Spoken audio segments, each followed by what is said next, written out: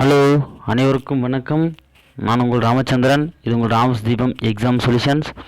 So நம்ம test 5 வந்து recent test நோக்கி போயிட்டுருக்கோம். அதில் கார்பனும் அதன் சேர்மங்களை வந்து ஏற்கனவே நடத்திருக்கோம் இல்லையா? ஸோ அதனோட கண்டினியூ தான் இப்போ நம்ம பார்க்க போகிறோம். அதுக்கு முன்னாடி நம்ம சேனலுக்கு புதுசாக வரவங்க நம்ம சேனலை சப்ஸ்கிரைப் பண்ணிங்க. லேப் அசிஸ்டண்ட்டுக்கான வீடியோஸ் போட்டுட்ருக்கோம். ஸோ நிறைய பேர் வந்து இப்போ தான் வந்து பார்த்துட்டு நாங்கள் இப்போ தான் சார் உங்கள் சேனல் பார்த்தோம், நாங்கள் இப்போ தான் டெஸ்ட்டு கண்டினியூ பண்ண போகிறோம் அப்படின்லாம் சொல்லிட்டு கேட்குறாங்க. ஸோ இந்த வீக் ரிவிஷன் டெஸ்ட்டு வந்து கொஞ்சம் ஃபாலோ பண்ணிங்க. நெக்ஸ்ட் வீக்லேருந்து நீங்கள் எல்லோரும் கூட வந்து வந்துடலாம், ஓகேங்களா?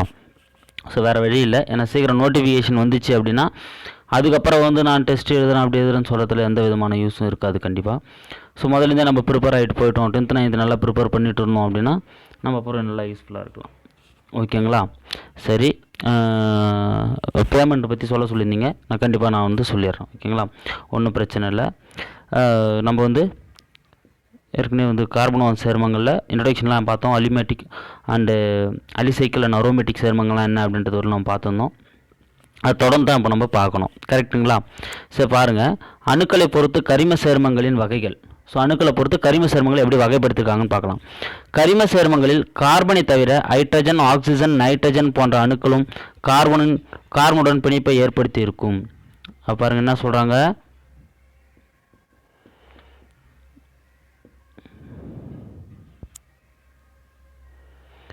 கரிம சேர்மங்களில் கார்பனை தவிர ஹைட்ரஜன், ஆக்சிஜன், நைட்ரஜன் போன்ற அணுக்களும் கார்பனை கூட என்ன பண்ணியிருக்குமா, பிணைப்பை வந்து ஏற்படுத்தியிருக்கும். வெறும் ஹைட்ரஜன் மட்டும்தான் இருக்கணும்னு அவசியம் இல்லை,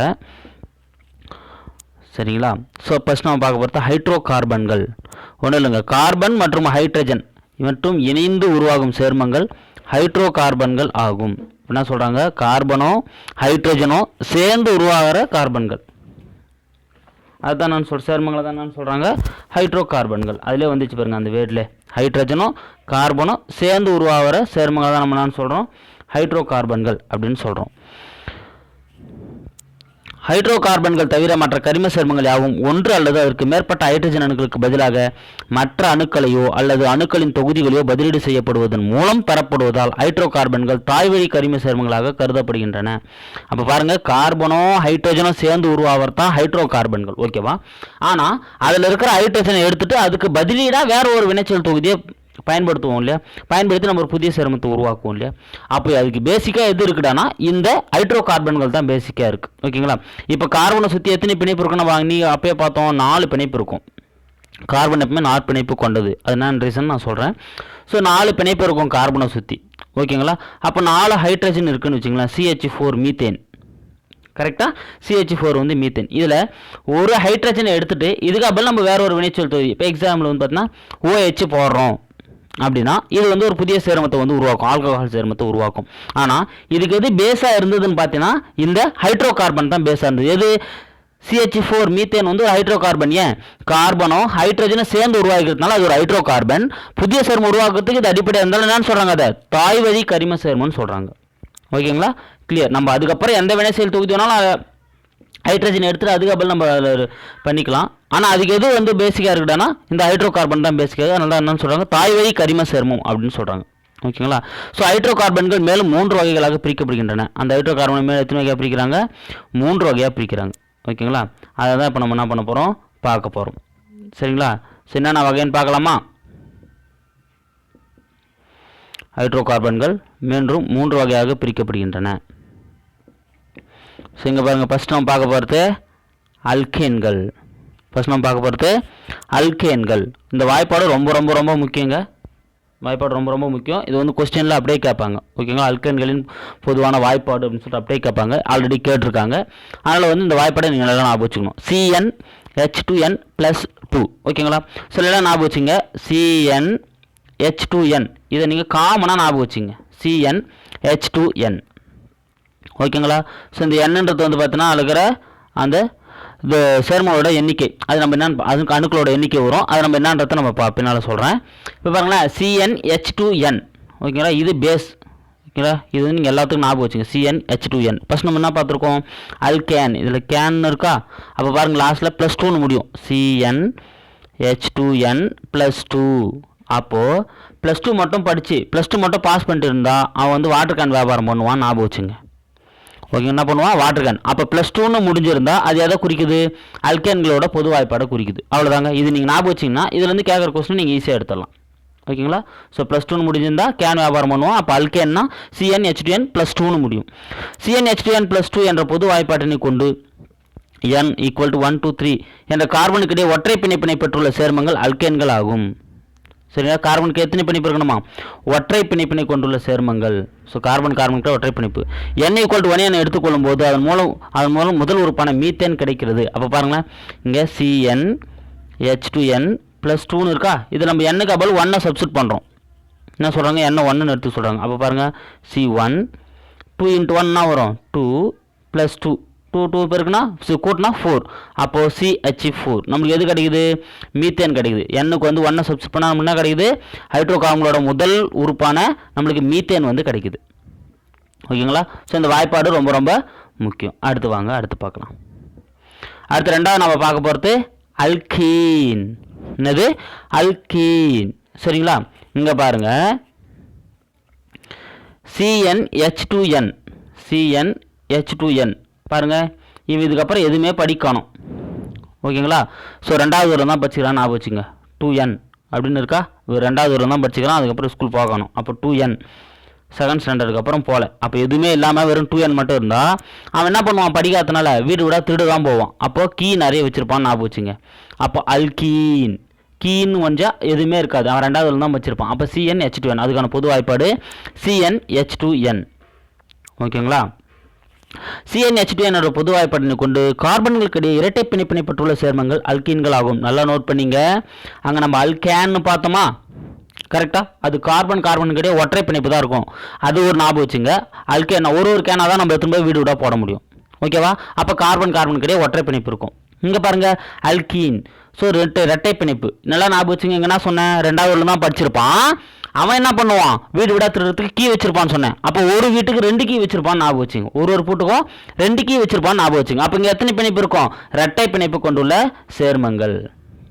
என்ன சேர்மங்கள்? இரட்டை பிணைப்பு. என்னது? அல்கீன். எனக்கு கீ சொன்னேன், 2 கீ சொன்னேன். அப்போ CnH2n அல்கீன். அப்போ நம்ம என்ன பண்ண போகிறோம்? n-க்கு 2 சப்ஸ்டிட் பண்ணி பார்க்குறோம். அப்படின்னா பாருங்களேன், அப்போ சப்ஸ்டிட் பண்ணுங்களேன். 2 சப்ஸ்டிட் பண்ணால் C2ன்னு வரும். இங்கே H2 × n H2n இருக்குது. இதுக்கு 2 சப்ஸ்டிட் பண்ணால் 2 × 2 4. அப்போது C2H4 நம்ம என்ன கிடைக்குது? C2H4 நம்மளுக்கு கிடைக்குது. ஓகேங்களா?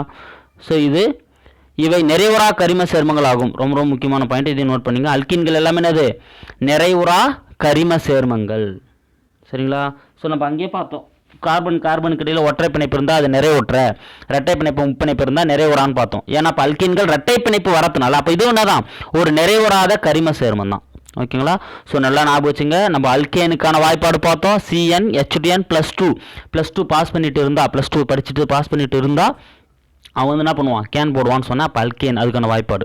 அது ஒற்றை பிணைப்பு தான் இருக்கும். ஒரு கேனாக தான் போட முடியும்னு சொன்னேன். அல்கீன் அப்படின்னு சொன்னால் என்னன்னு பார்த்தோன்னா, கீ ஒரு வீட்டுக்கும் 2 கீ வச்சிருப்பான்னு சொன்னால் அவன் ரெண்டாவது தான் வச்சிருப்பான்னு சொன்னான். அப்போ CnH2n. ஓகேங்களா? அப்போ பாருங்கள், CnH2n மட்டும்தான் இருக்கும். அது 2 கீ வச்சிருப்பான்னு சொன்னால் இரட்டை பிணைப்பு. ஓகேங்களா? அப்போ இது நிறைவுறா கரிம சேர்மங்களாக தான் இருக்கும். ஏன்னா இரட்டை பிணைப்பு இருக்கிறதுனால நிறைவுறா கரிம சேர்மங்களாக தான் இருக்கும். ஓகேங்களா? சரி, 1 முதல் 5 கார்பன் பெற்றுள்ள ஹைட்ரோ கார்பன்கள். இங்கே பாருங்களேன். சரி, நம்மளுக்கு என்ன சொல்லியிருக்காங்க? இதுக்கு இந்த பாக்ஸ் பார்க்கறதுனால கீழே நம்ம பார்த்துட்டு வந்துடலாம். ஏன்னா அல்கைன்கள் பார்த்துட்டு வந்தால் அங்கே புரியும். அல்கைன்கள் அடுத்து பாருங்கள், அல்கைன்கள் CnH2n -2. அங்கே பாருங்கள், அல்கேன்கள். கேன்னா சொன்னால +2 பாஸ் பண்ணியிருப்பானு. இங்கே என்ன சொல்லுது? கைன்னு வருது. ஓகேங்களா? அவன் என்ன பண்ணியிருக்கான்? -2. -2 என்னன்னா +2 ஃபெயில் ஆகிட்டான். அப்போ 10th வரல தான் அவன் பாஸ் ஆகிருக்கான். கிளியருங்களா? அங்கே +2 பாஸ் ஆகிட்டு கேன் போட்டான். இங்கே 10th வரல தான் பாஸ் ஆகிருக்கான். -2னா +2ல போய் ஃபெயில் ஆகிட்டான்னு அர்த்தம். -2னா ஞாபகம் வச்சுங்க. அப்போ அப்படி பண்ணுவான்னா கைத்தொழில் செய்வான்னு ஞாபகம் வச்சுங்க. என்ன பண்ணுவான்? கைத்தொழில். ஏன்னா ஒரு கைத்தொழில் செஞ்சு தான் அவன் காலத்தை ஓட்டுவான். ஓகேங்களா? அப்போ -2ன்னு வந்தால் உங்களுக்கு ஞாபகம் வர வேண்டிய வேர்டு கை. அப்போ அல்கைன். ஓகேங்களா? மறுபடியும் சொல்கிற பாருங்க, கேன்னு வந்தால் உங்களுக்கு ஞாபகம் வர வேண்டியது +2. அப்போ CnH2n +2. கீன்னு வந்தால் உங்களுக்கு ஞாபகம் வர வேண்டியது ரெண்டாவது உள்ள தான். அப்போ CnH2n மட்டும்தான். அப்போ கைன்னு வந்தால் உங்களுக்கு ஞாபகம் வர வேண்டியது கைத்தொழில் -2. அப்போ CnH2n -2. ஓகேங்களா? இப்போ உங்களுக்கு கிளியர் ஆகிருக்கும். என்ற வாய்ப்பாட்டினை முப்பிணைப்பினை பெற்றுள்ள சேர்மங்கள் அல்கைன்கள் ஆகும். இதன் முதல் உறுப்பு அசிட்டிலின் C2H2 ஆகும். ஸோ இது ரொம்ப ரொம்ப முக்கியம், இதை நோட் பண்ணி வச்சுங்க. அல்கைனோட முதல் உறுப்பு C2H2. ஏன்? நீங்கள் கார்பனுக்கு நீங்கள் என்ன பண்ணுங்கள், 2 வந்து சப்ஸ்டிட் பண்ணி பாருங்களேன். இங்கே 2 சப்ஸ்டிட் பண்ணி பாருங்களேன். சப்ஸ்டிட் பண்ணால் ஸோ எண்ணுக்கு பதில் C2 வந்துதா. இங்கே பாருங்கள் H2N, அப்போ 2 × 2 4, 4 - 2 2, அப்போ C2H2 அசிட்டிலீன். ஓகேங்களா? ஸோ பாருங்கள் C2H2. இது முப்பிணைப்பினை பெற்றுள்ள சேர்மங்கள் அல்கைன்கள் ஆகும். எத்தனை பிணைப்பு இருக்கணுமா? முப்பிணைப்பு கொண்டுள்ள சேர்மங்கள். அப்போ பாருங்கள் கைத்தொழில் இருந்தால் வந்து பார்த்தீங்கன்னா அவன் 3 வேலையும் கஷ்டப்பட்டு தான் சாப்பிடுவான். 3 வேலையை அவன் என்ன பண்ணுவான்? கஷ்டப்பட்டு தான் சாப்பிடுவான். அப்போ 3 வேலைன்றது நம்மளுக்கு எதை குறிக்குது? முப்பிணைப்பை குறிக்குது. ஓகேங்களா? பாருங்கள் அப்போ எல்லாத்துக்கும் சொல்லியாச்சு, நீங்கள் ஈஸியாக ஞாபகம் வச்சுக்கலாம். ஓகேங்களா? ஸோ அசிட்டிலின் இதனோட முதல் உறுப்பு என்னது? அசிட்டிலின். சரியா? அவன் கைத்தொழில் செய்யறதுனால அவனால் சரியாக சாப்பிட முடியாது, அதனால் அசிடிட்டி ஏற்பட்டுரும் ஞாபகம் வச்சுங்க. அப்போ அசிட்டிலின் C2H2. ஸோ உங்களுக்கு ரொம்ப கிளியர் ஆகிட்ருக்கோம், எல்லா வாய்ப்பாடு எல்லாமே கிளியர் ஆகிட்ருக்கோம். சரிங்களா? இப்போ இதை பார்த்தா நம்மளுக்கு புரியும் பாருங்கள்.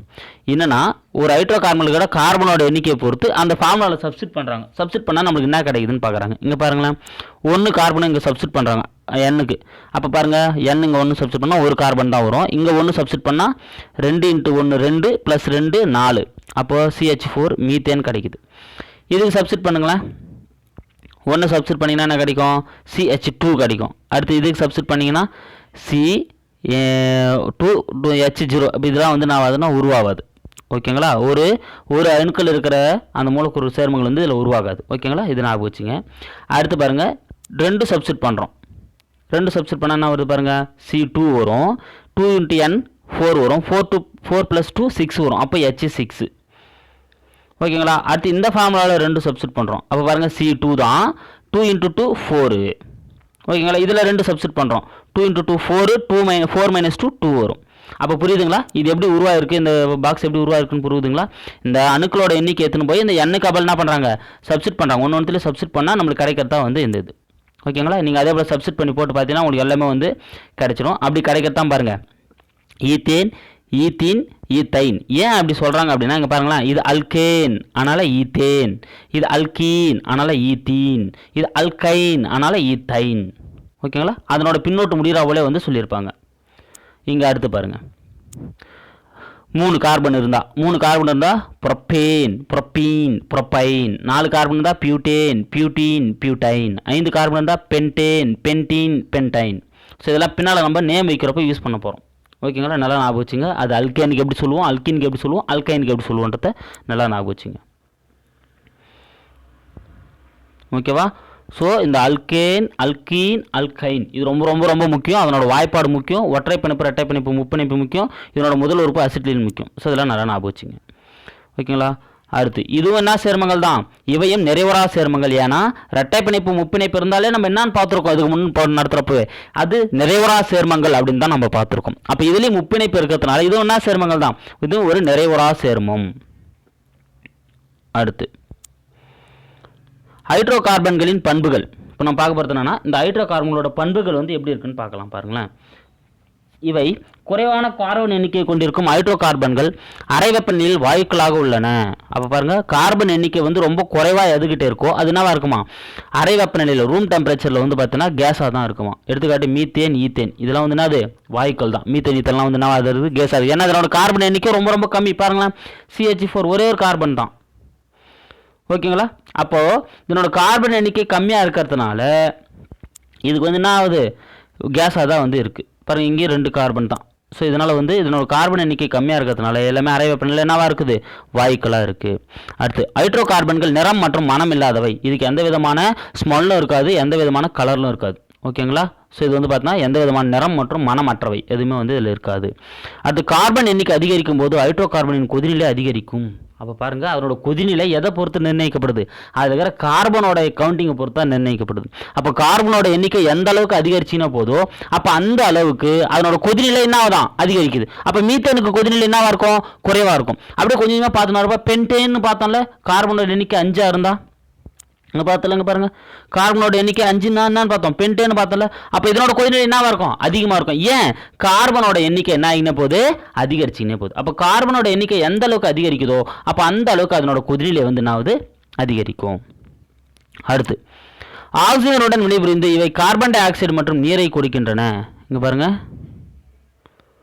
ஸோ ஆக்சிஜனாக கூட வினைபுரிந்து என்னத்தை தருதான், கார்பன் டை ஆக்சைடு மற்றும் நீர். ஓகேங்களா. இப்போ ஹைட்ரோ கார்பன்கள் வந்து ஆக்சிஜனாக வினைபுரியறப்போ வந்து பார்த்தீங்கன்னா கார்பன் டை ஆக்சைடு நீரின் தருது. இப்போ பாருங்கள் CH4னா மீத்தன் வந்து இது ஆக்சிஜனாக வினைபுரிஞ்சிச்சுன்னா ஸோ CO2 ஆகும், என்ன ஆகும், H2O தனியாக நீராகவும் பிரியும். ஓகேங்களா. அப்போது ஹைட்ரோ கார்பன்கள் வந்து ஆக்சிஜனாக வினைபுரிந்து கார்பன் டை ஆக்சைடையும் நீரையும் கொடுக்கின்றன. அடுத்து மற்ற ஹைட்ரோ கார்பனுடன் ஒப்பிடும்போது அல்கேன்கள் குறைவான வினைதிறன் கொண்டவை. ஏன் குறைவான வினைதிறன் கொண்டவை அப்படின்னா இதனோட கார்பன் எண்ணிக்கை ரொம்ப ரொம்ப குறைவு, அதனால் இது வந்து பார்த்தீங்கன்னா குறைவான வினைதிறன் கொண்டவை. ஸோ அல்கேன்கள் வந்து என்னவா குறைவான வினைதிறன் கொண்டவை. அடுத்து அல்கைன்களில் முப்பிணைப்பு காணப்படுவதால் அதிக வினைதிறன் கொண்டுள்ளன. அல்கைன்கள் நிறைவுற்ற சேர்மங்கள், அல்கைன்களும் நிறைவுறா கரிம சேர்மங்கள். இங்கே பாருங்கள் அல்கைன்களில் வந்து பார்த்தீங்கன்னா முப்பிணைப்பு இருக்குது. நம்ம பார்த்தோம்ல கைத்தொழில் செய்கிறோம் 3 வேலையை சாப்பிடாமல் பார்த்தோம், அதனால் அது முப்பிணைப்பு ஞாபகம் வச்சுக்க சொன்னேன். அப்போ அதுக்கு முப்பிணைப்பு இருக்கிறதுனால அதிக வினைதிறன் இருக்குது. ஓகேங்களா.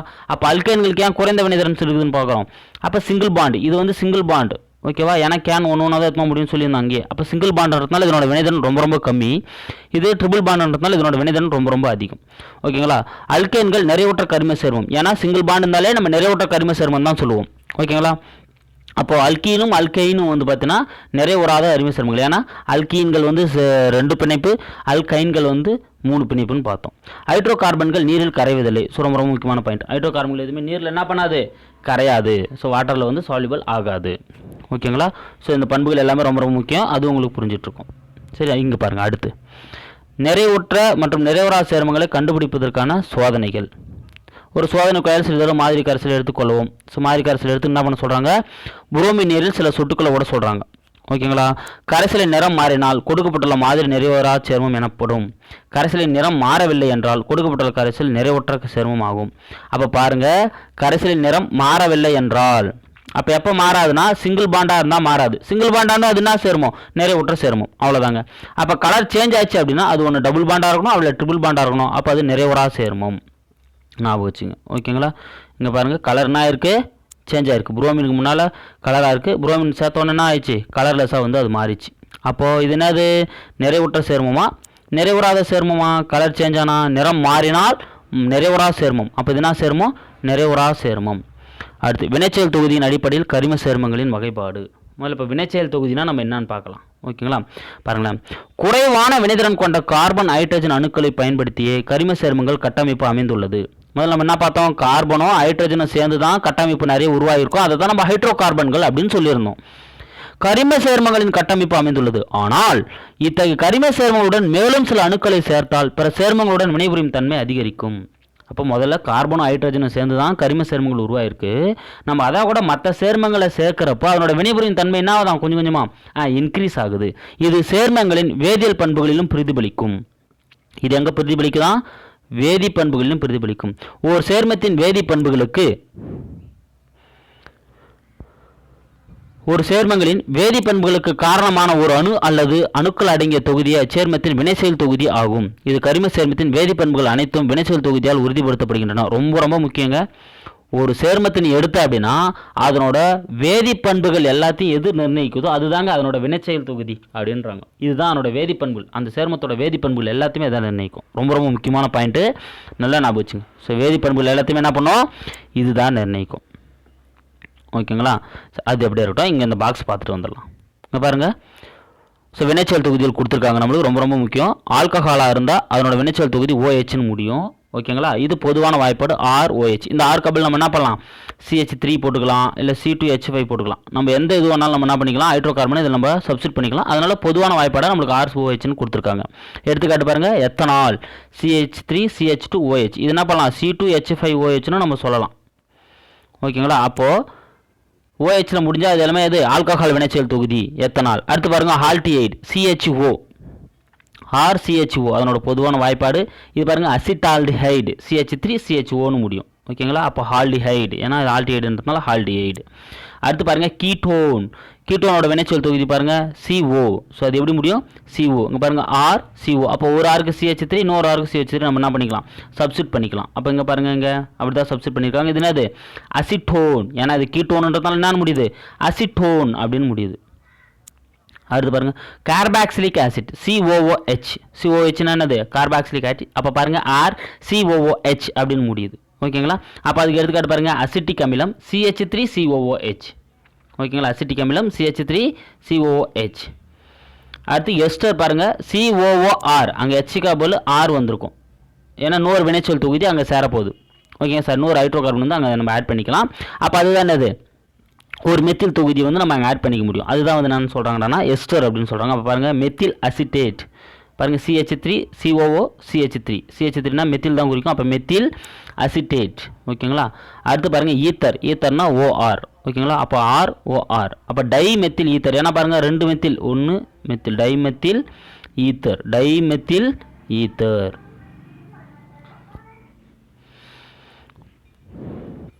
ஓகே, இது நல்லா பார்த்துங்க. இதை மேக்ஸிமம் பொறுத்துக்களை தான் வந்து கேட்பாங்க. ஓகேங்களா, சரி, இப்போ நம்ம இங்கே வந்துடலாம்.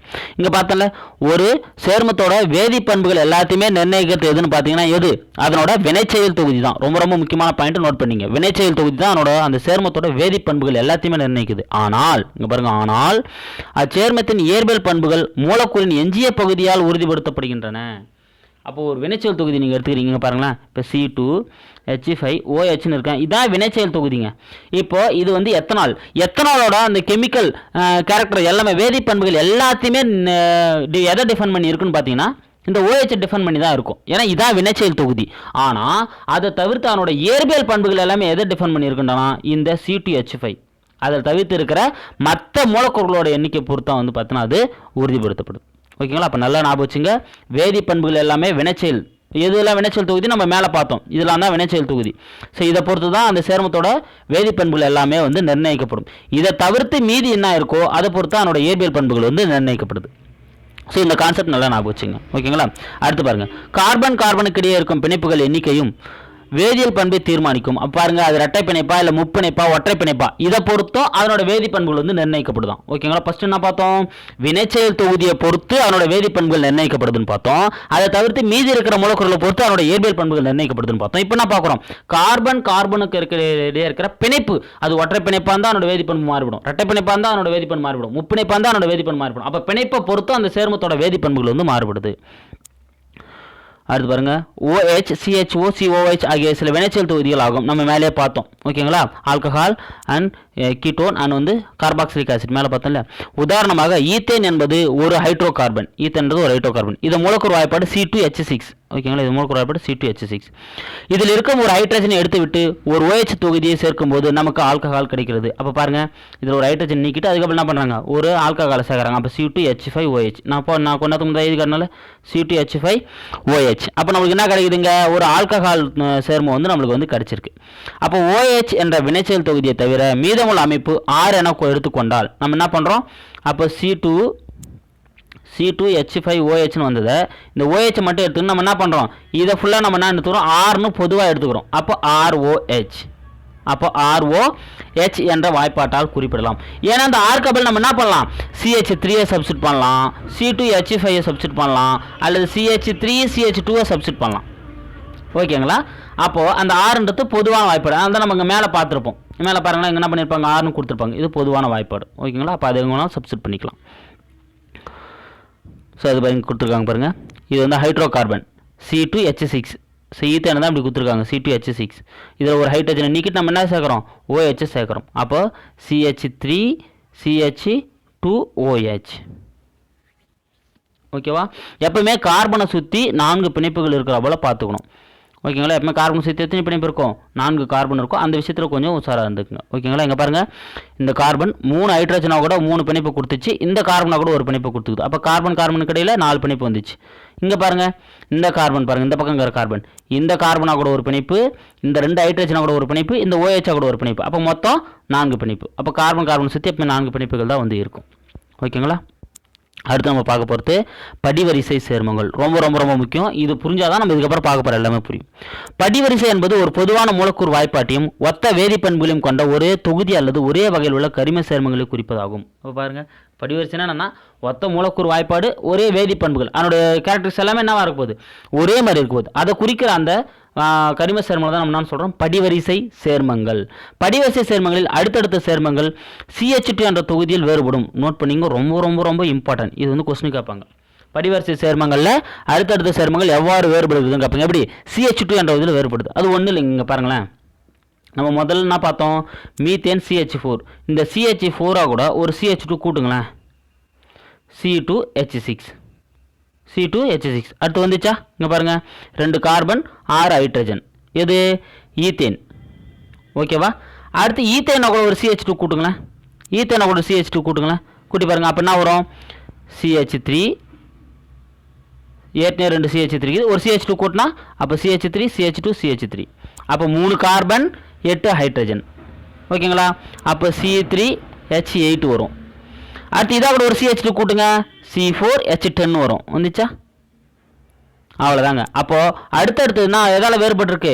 ஒரு CH2 தொகுதியால் தான் என்ன பண்ணியிருக்கு? அடுத்தடுத்து வந்து வேறுபட்டிருக்கு. கிளியருங்களா? இதை தான் இங்கே சொல்லியிருக்காங்க. அடுத்தடுத்த தொகுதியில் வந்து CH2வால் என்ன பண்ணப்பட்டிருக்கு? வேறுபடுத்தப்பட்டிருக்கு. அடுத்து மேற்கண்ட வரிசையை உற்று நோக்கும்போது ஒவ்வொரு உறுப்புகளிலும் முந்தைய உறுப்பினை விட ஒரு மெத்தில் தொகுதி அதிகமாக இருப்பதை உணர்ந்து கொள்ளலாம். ஏன்னா ஒரு அடுத்தடுத்த ஒரு இதுக்கு வரப்போ மெத்தில் தொகுதி வேறுபட்டிருக்கும். ஏன்னா என்ன பண்ணுறாங்க? ஒரு மெத்தில் தொகுதி வந்து கூட்டினே வரும். நம்ம CH2 வந்து நம்ம கூட்டினே வரும். ஒரு மெத்திலின் தொகுதி அதிகமாக இருப்பதை உணர்ந்து கொள்ளலாம். எனவே இவை படிவரிசை சேர்மங்கள் என அழைக்கப்படுகின்றன. அதனால தான் என்னன்னு சொல்கிறாங்க? படிவரிசை சேர்மங்கள். இருக்க அதிகரிச்சினே போகிறதுனால தான் என்னன்னு சொல்கிறாங்க? படிவரிசை சேர்மங்கள் அப்படின்னு சொல்கிறாங்க. ஸோ இந்த படிவரிசை சேர்மங்களோட பண்புகள் தான் இப்போ நம்ம பார்க்க போகிறோம். ஒரு படிவரிசையில் உள்ள அடுத்தடுத்த சேர்மங்கள் மெத்திலின் அதாவது CH2 என்ற பொது வாய்ப்பு வேறுபாட்டாலும் மூலக்கூறு நிறைய 14 அட்டாமிக் மாஸ் யூனிட் அணு நேர அலகாலும் வேறுபடுகின்றன. நம்ம பார்த்தோம்ல CH4க்கு அப்புறம் C2H6 வரும். இது ரெண்டுத்துக்கிட்ட வேறுபாடு என்னவாக இருக்கும்? CH2வாக இருக்கும். அது மட்டும் இல்லாமல் 14 AM அட்டாமிக் மாஸ் யூனிட்டால் என்ன பண்ணியிருக்கும்? அது ஒன்று வந்து அடுத்த அதுகள் வந்து மாறுபட்டிருக்கும். அடுத்து ஒரு படிவரிசையில் உள்ள அனைத்து சேர்மங்களும் ஒரே வகை தனிமங்களையும் வினைச்சல் தொகுதிகளையும் பெற்றிருக்கும். நீங்கள் ஒரு படிவரிசை எடுத்தீங்கன்னா அதில் ஒரே வகையான தனிமங்கள் தான் இருக்கும். எடுத்துக்கிட்டு பாருங்கள், கார்பன் ஹைட்ரஜன் மட்டும்தான் இருக்கும். நீங்கள் அதில் பாருங்களா, மீத்தேன்லேருந்து பென்டேன் வரலாம் பாருங்கள், கார்பன் ஹைட்ரஜன் மட்டும்தான் இருக்கும். வேறு எந்த தொகுதியும் இருக்காது அதில். அடுத்து ஒரு படிவரிசையில் அனைத்து சேர்மங்களையும் ஒரே பொது வாய்ப்பாட்டினால் குறிப்பிட இயலும். எடுத்துக்காட்டு அல்கேன்கள் CnH2n+1 அப்படின்னு கொடுத்துருக்காங்க. ஓகேங்களா? ஆனால் அல்கேன்களோட பொதுவான வாய்ப்பாடு நம்ம என்ன பார்த்துருக்கோம்? CnH2n+2 அப்படின்னு பார்த்துருக்கோம். ஓகே, CnH2n+2 அப்படின்னு பார்த்துருக்கோம். ஏன்னா இதில் நீங்கள் 1 சப்ஸ்டிட் பண்ணிங்கன்னா இப்போ பாருங்கள், CnH2n+2 1 சப்ஸ்டிட் பண்ணிங்க பார்த்துங்களா CH4 கிடைக்கும். அடுத்து 2 சப்ஸ்டிட் பண்ணி பாருங்கள் C2H6 கிடைக்கும். 3 சப்ஸ்டிட் பண்ணி பாருங்கள் C3H8 கிடைக்கும். அப்போ அந்த படிவரிசை சேர்மங்கள் நம்மளுக்கு கண்டினியூவாக கிடைக்கும். ஓகேங்களா? அப்போ இங்கே என்ன வரணும்? +2 வரணும். ஓகேங்களா? அதை மட்டும் கரெக்ஷன் பண்ணிங்க. CnH10+2 வரணும். அப்போ பொதுவான வாய்ப்பாட்டால் நம்மளால் என்ன பண்ண முடியாது? வந்து குறிப்பிட முடியும். மூலக்கூறு நிறையின் அதிகரிப்பை பொறுத்து சேர்மங்களின் ஏற்பண்புகள் ஒழுங்கான முறையில் மாறுபடுகின்றன. ஸோ அந்த மூலக்கூறு நிறை பாருங்கள், முதல்ல ஒரு கார்பன் தான் இருக்கும், ரெண்டாவது 2 கார்பன் இருக்கும், அடுத்து புரோப்பேனில் பார்த்தீங்கன்னா 3 கார்பன் இருக்கும், பியூட்டேனில் 4 கார்பன் இருக்கும், பென்டனில் 5 கார்பன் இருக்கும். அப்போ அந்த மூலக்கூறோட நிறைய பொறுத்து அதனுடைய ஏற்பண்புகள் என்ன ஆகும்? மாறுபடும். நம்ம மேலே பார்த்தோம், ஏற்பண்புகளை மூலக்கூறு தான் நிர்ணயிக்கணும். எல்லா சேர்மங்களும் ஒத்த வேதிவினையில் ஈடுபடுகின்றன. நீங்கள் படிவரிசை சேர்மங்கள் எடுத்து பார்த்தீங்கன்னா எல்லாமே என்ன பண்ணுவோம்? ஒரே மாதிரியான வேதிவினைகள் தான் ஈடுபடும். எல்லா சேர்மங்களும் ஒரே முறையில் தயாரிக்க இயலும். இது மொத்தத்தில் நம்மளால் என்ன பண்ண முடியும்? ஒரே முறையில் வந்து ஈஸியாக தயாரிக்க முடியும். ஓகேங்களா? சரி, நம்ம அடுத்து வந்து கரிம சேர்மங்களுக்கு பெயரிடுதல் வந்து நம்ம அடுத்து பார்க்கலாம். ஏன்னா ரொம்ப ரொம்ப முக்கியமான டாபிக். நம்ம அது வந்து அடுத்த இதில் நம்ம கண்டினியூவாக பார்த்தோம் அப்படின்னா நமக்கு கண்டிப்பாக வந்து அது புரிஞ்சிடும். ஓகேங்களா? ஸோ கரிம சேர்மங்களுக்கு பெயரிடுதல் வந்து நம்ம அது தொடர்ச்சியாக நம்ம பார்த்தோம் அப்படின்னா தான் உங்களுக்கு அது நம்மளுக்கு புரியும். சரிங்களா? சரி, அதை நம்ம அடுத்து பார்க்கலாம். Thank you guys.